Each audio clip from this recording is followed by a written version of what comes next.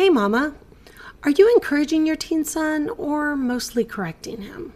As moms raising boys, we want our sons to grow into responsible men. But during the teenage years, it can be easy to focus on what they're doing wrong instead of noticing what they're doing right. In this episode of Raising Boys with Purpose, we're beginning a new Mom's Perspective series based on Gary Chapman's book, The 5 Love Languages of Teenagers. And we'll be starting with Words of Affirmation. And we'll be discussing why a mom's words can shape her son's confidence more than she may realize. Welcome to Raising Boys with Purpose, a Christian parenting podcast for moms raising teens and young adult sons. I'm Brooke, a boy mom and parenting coach. And here we talk about raising sons, building character, and preparing our boys for adulthood with confidence and faith. Now, before we dive in, if you're looking for a place to connect with other moms raising boys, I'd love for you to join the Raising Boys with Purpose Facebook group. It's a space where we can encourage one another, share ideas, and support each other as we raise our sons into strong, capable young men. I'll have the link in the show notes. So, as we move through life, we all notice that we are drawn to some people more than others. When we were children, many of us were drawn to that one teacher who really saw us, the one who encouraged us in our schoolwork or our interests.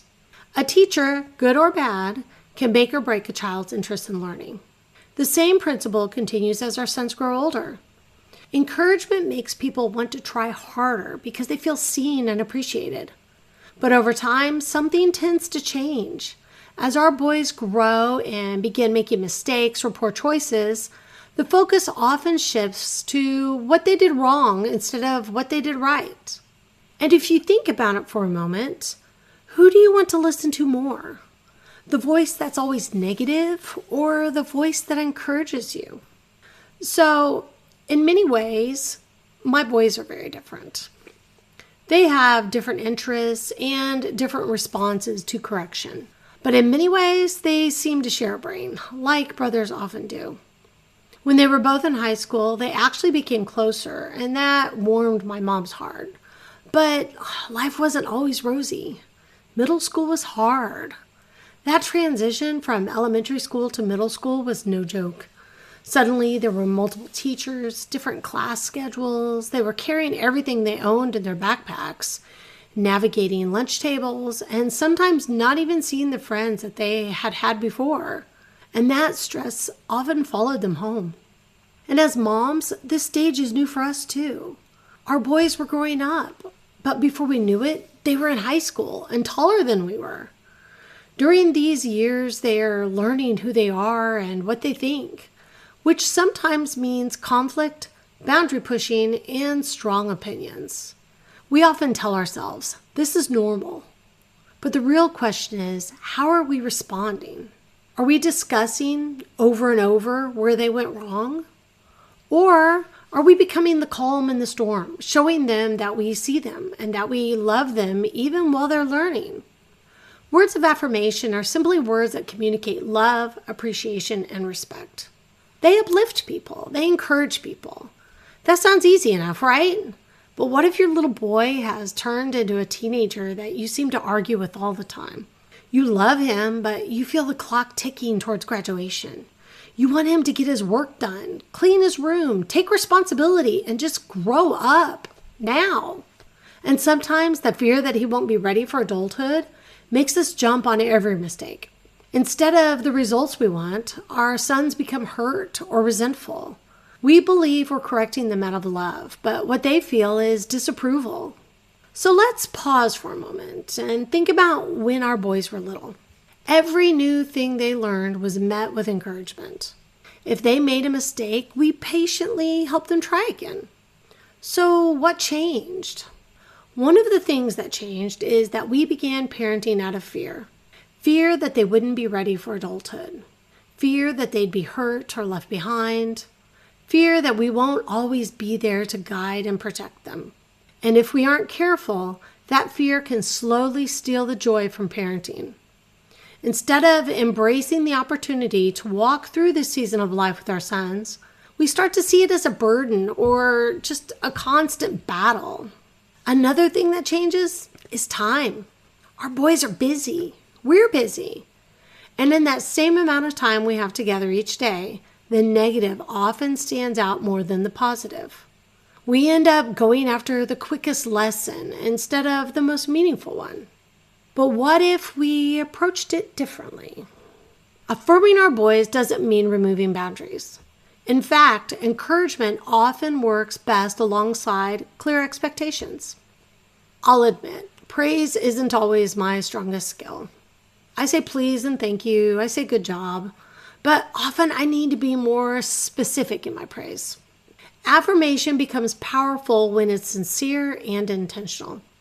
Sometimes that means looking at a situation that didn't go well overall and asking yourself, what is one thing he did right? Let me give you an example. One time my oldest son got into trouble and lost his car privileges. He had a job and insisted he needed his car to get there. But my husband and I decided that since we lived close enough, he could just ride his bike. He was not happy about that decision, but he rode his bike anyway, and he made sure he left on time so he wouldn't be late for work. Eventually, he stopped complaining and just did what needed to be done. It was only a week, but during that time, we saw something important.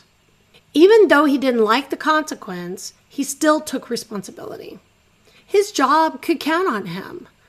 He could have called in and said he couldn't work, but he didn't. When the week was over, he got his keys back, and we told him we were proud of him for following through and being responsible. That affirmation showed him that we noticed his effort and his character. Now, sometimes our boys try their best and things just don't work out. In those moments, we can affirm their effort. Fear of failure is something many teens struggle with. But when they know their effort is noticed, it gives them courage to keep trying. We want them to keep trying. We don't want them to give up. Because sometimes we have a tendency to give up right before we have a breakthrough. So we want them to just keep going so our encouragement can help them realize that. Another powerful way to affirm our sons is simply to tell them we love them. Of course we love them, but when is the last time we said it out loud? Tell him you love him. Remind his dad to tell him he loves him. As our boys grow, they're often navigating insecurity and trying to figure out who they are becoming. They need to know that even though they're changing, and even though our relationship with them is changing, our love for them is steady.